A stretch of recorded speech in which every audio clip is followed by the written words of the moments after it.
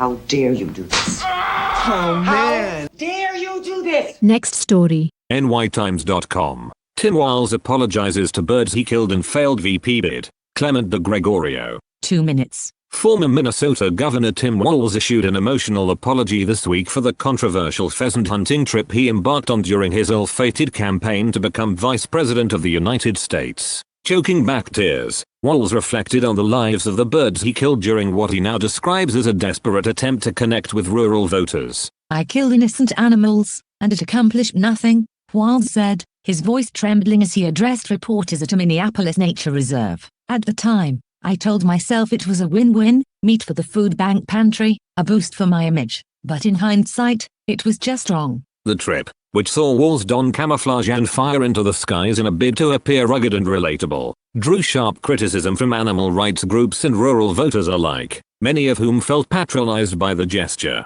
Adding insult to injury, the photo op failed to sway the electorate, and Walz's vice presidential hopes fizzled. Now, a month after the election, Walz says he's had time to reflect on the choices he made in the name of politics. Those birds were just living their lives, he said, shaking his head. They didn't ask to be part of some misguided PR stunt. Animal advocacy organizations were quick to respond. The National Bird Conservancy released a statement calling Walz's apology a step in the right direction while urging all politicians to leave wildlife out of their campaign strategies. Political analysts say Walz's mea culpa might not move the needle on his political future, but it does mark a rare moment of introspection in a field often driven by optics over ethics. Walz ended his apology by pledging to support conservation efforts and announced a personal donation to the Minnesota Wildlife Refuge Fund. It won't bring those pheasants back, he admitted, but it's the least I can do.